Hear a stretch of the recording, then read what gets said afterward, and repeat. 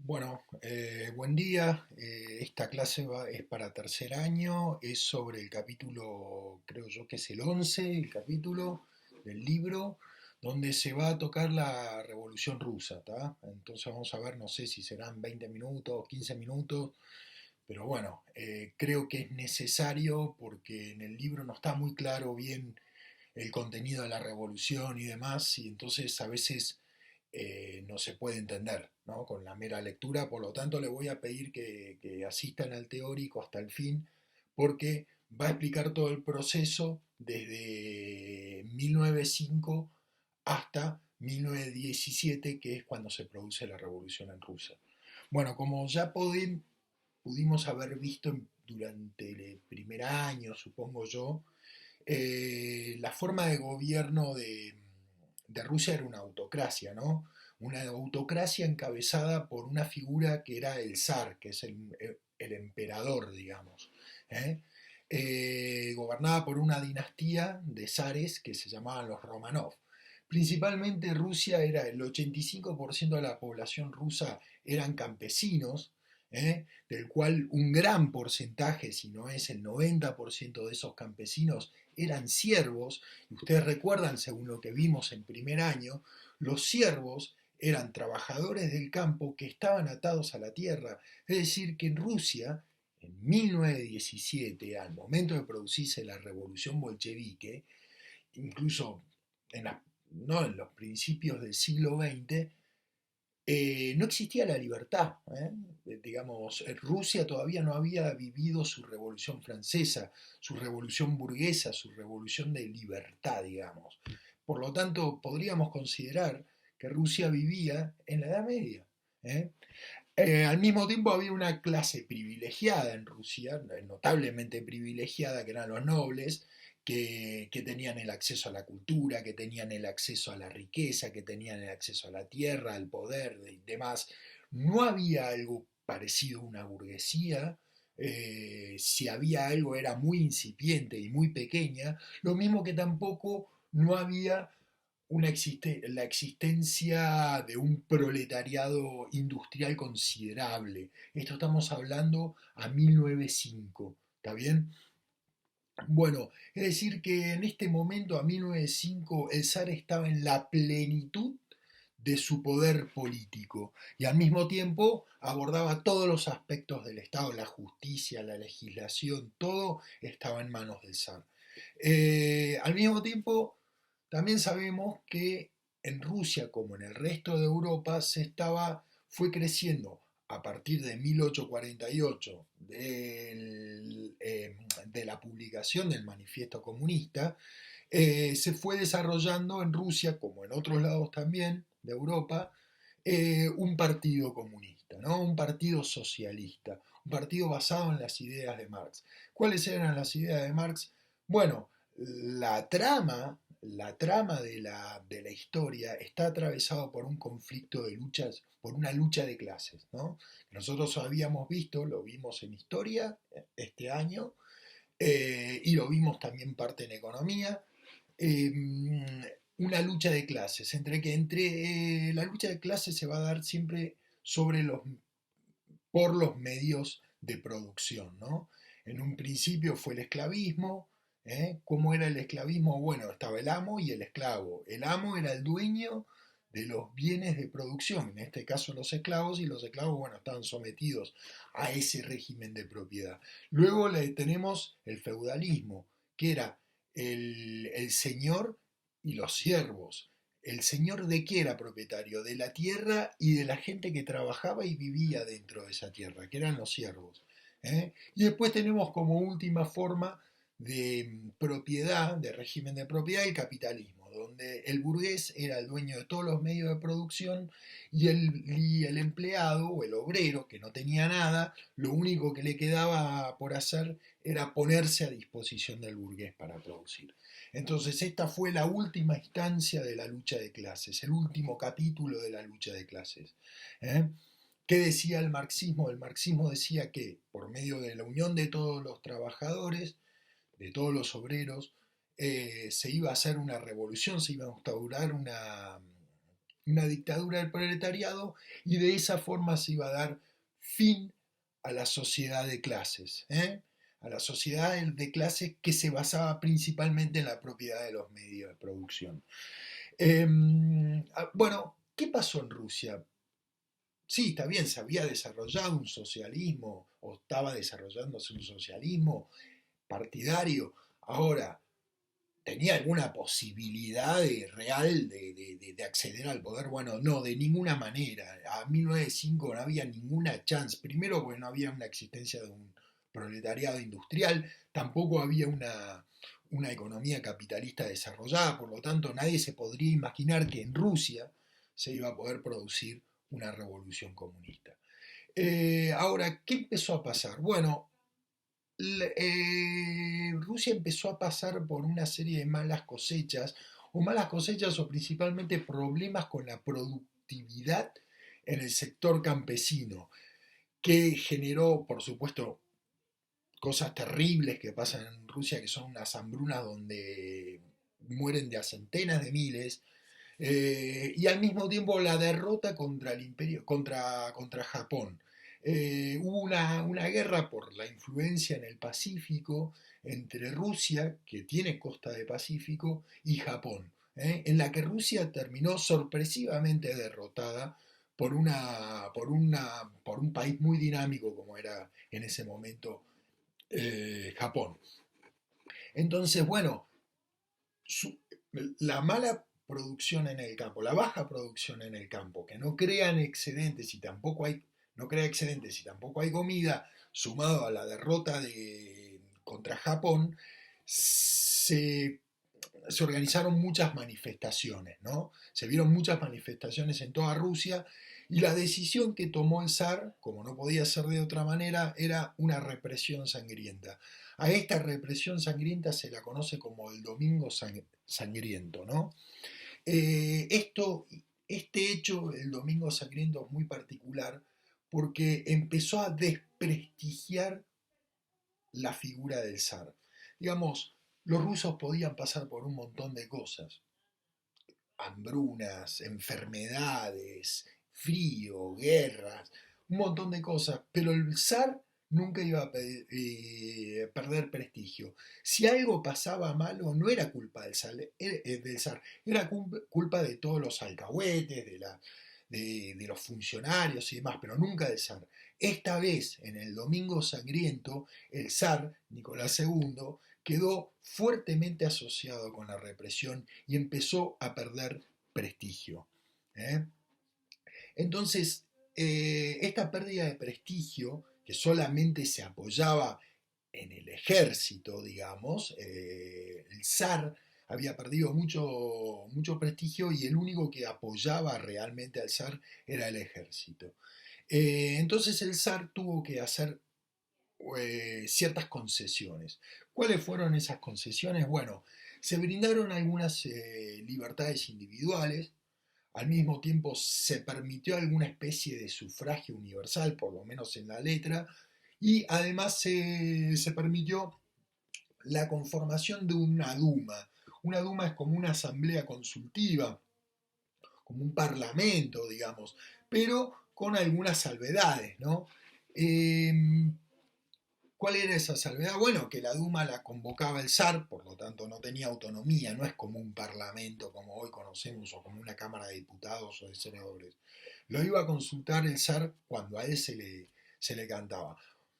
Bueno, ¿qué pasa? Lenin, que era el líder de lo que se estaba desarrollando como el Partido Socialista ruso tenía dos vertientes, para que más o menos nos entendamos.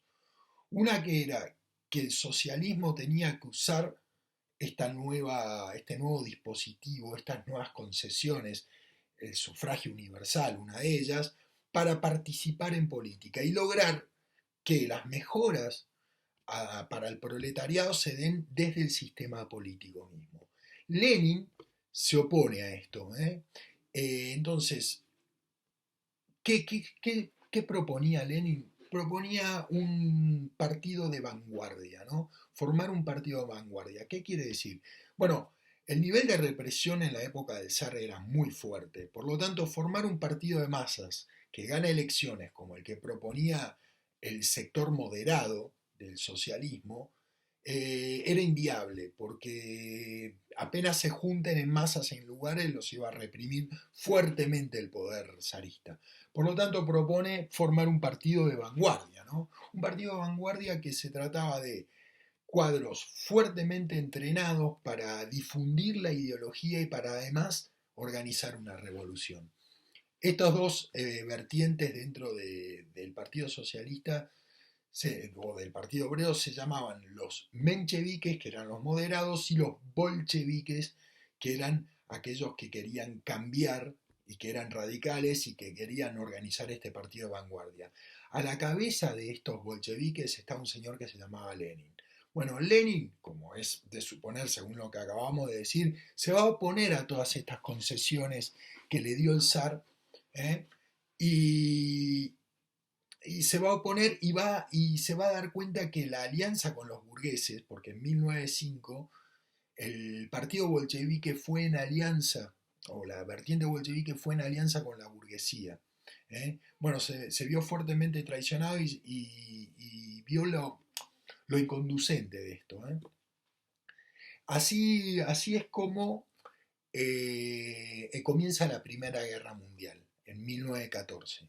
Bueno, la Primera Guerra Mundial para Rusia fue tremendo. Si bien tuvo un apoyo fenomenal al principio, como siempre pasa, recordemos Malvinas y la gente vivando en las calles a la dictadura militar, eh, logró cierto apoyo, pero la guerra automáticamente empezó a mostrar su rostro más feroz, digamos, y ese rostro más feroz se puede asociar con la falta de alimentos, el hambre, el maltrato generalizado que vivían las tropas rusas en el frente, crearon mucho descontento y al mismo tiempo generaron huelgas.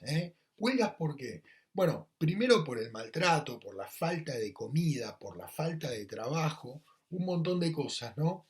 Que crearon huelgas. ¿Qué pasó? El ejército reprime esas huelgas. El ejército se moviliza para reprimir esas huelgas. Al mismo tiempo, este mismo ejercicio de la represión por parte de las Fuerzas Armadas empieza a desprestigiar al mismo zar frente a las Fuerzas Armadas, que se veían reprimiendo a sus mismos familiares, a sus mismas coterráneos, hermanos y demás. Por lo tanto, esto erosiona el apoyo del zar dentro del ejército y finalmente presiona al zar para hacer algo totalmente inédito, que es abdicar al gobierno. Entonces el zar, frente a la falta de apoyo del ejército, decide abdicar al gobierno, es decir, ya no va a ser más el que ejerce el poder en Rusia. Bueno, a esto la Duma, ¿se acuerdan ese parlamento, esa especie de parlamento consejo que se había formado en 1905, luego de las concesiones que dio el zar? La Duma termina nombrando a una especie de gobierno provisional. ¿Qué es gobierno provisional? Bueno, un gobierno que se va a dar por un rato hasta que se solucione todo, ¿no? Este gobierno provisional se propone a realizar una revolución democrática, ¿no? Una revolución democrática capitalista burguesa principalmente. Una revolución democrática burguesa. Una revolución parecida a la Revolución Francesa, ¿no? Que instaure la libre empresa, que instaure la voluntad popular, la república, ¿no? Bueno, nosotros ya sabemos bien qué era lo que pensaba Lenin sobre todo esto, sobre lo de la revolución burguesa, sobre la democracia. Acuérdense que Lenin se siente fuertemente defraudado luego de las concesiones del zar en 1905. Bueno, por supuesto Lenin se opone a este gobierno provisional, ¿no? Pero al mismo tiempo, dentro del gobierno provisional y dentro de todo este armado, fueron tomando fuerza cada vez más unas asambleas espontáneas que aglutinaban a campesinos, soldados y obreros, es decir, al 90% de la población rusa. Estas asambleas espontáneas que se dieron en cada pueblo, formadas por campesinos, obreros y soldados, se llamaron soviets, ¿no? Que pasaron a tener una influencia muy grande sobre el destino del gobierno provisional, ¿no? Bueno, a todo esto, mientras tanto, Lenin se da cuenta de esta situación, de este poder o por lo menos este potencial que tenían los soviets. Entonces empieza a dirigir las principales consignas de los bolcheviques hacia los soviets. En principio, ¿qué es lo que dice? Dice todo el poder a los soviets. Él se da cuenta que realmente el poder real ya no lo tiene este gobierno provisional, que tiene poco apoyo en las bases, digamos, de poder, eh, y que el verdadero poder lo tienen los soviets. Entonces Lenin dice todo el poder a los soviets. Al mismo tiempo, otro lema muy importante que dice Lenin es paz, pan y tierra. Entonces, ¿a quién le va a interesar la paz? A los soldados que la están pasando pésimo en el frente. ¿A quién le va a interesar el pan? Bueno, a los obreros que estaban pasando tremendas hambrunas en Rusia. Y después, ¿a quién le va a interesar la tierra? Bueno, a los campesinos. ¿Y quiénes formaban parte de los soviets que tenían tanta influencia? Soldados, obreros y campesinos. Es decir, de esta forma Lenin logra cierta o mucha influencia dentro de los soviets. Crece la influencia bolchevique radical dentro de los soviets. Al mismo tiempo, el gobierno provisional intenta e inicia una revolución democrática, como dijimos, ¿no? Burguesa democrática. Ya el conflicto en la Primera Guerra Mundial ya era insostenible. Los rusos estaban muriendo ridículamente, no tenían plata ni para alimentar ni para vestir al ejército, es decir, el malestar con respecto a la guerra en Rusia era muy grande, por lo tanto el gobierno provisional termina rindiéndose, retirándose de la guerra, no rindiéndose, ¿no?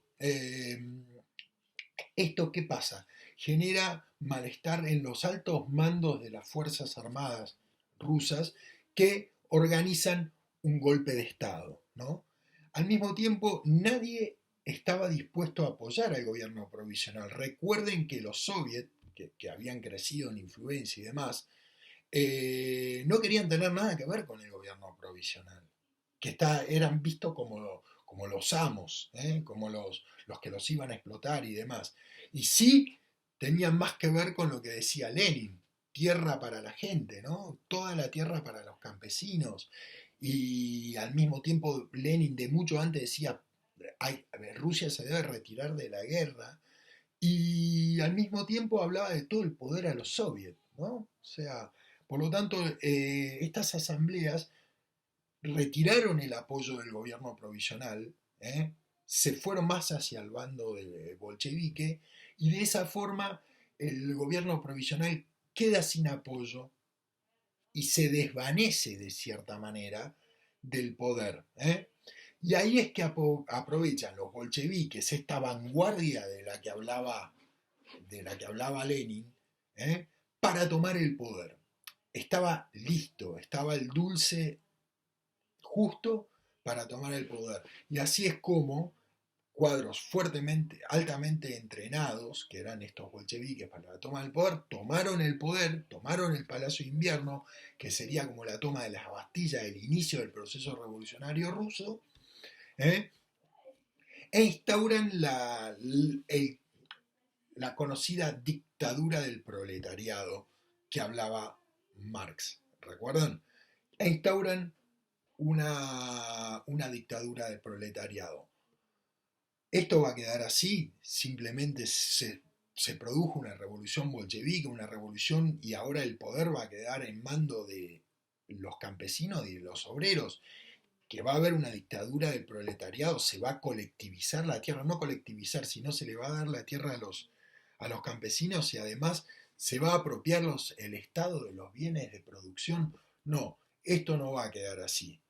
Los nobles, los antiguos zaristas, los nobles, y las potencias extranjeras se van a aliar y van a formar un ejército que va a ser el ejército blanco, y por el otro lado los bolcheviques van a formar un ejército que va a ser el ejército rojo y se van a enfrentar en una guerra civil. Bueno, el resto de los contenidos de lo que pasa con la guerra civil en adelante lo vamos a terminar de ver en el próximo capítulo, ¿está? O en el próximo teórico. Así que bueno, muchísimas gracias, espero que les haya quedado más o menos claro cómo fue el proceso revolucionario en Rusia. Bueno, muchísimas gracias, adiós.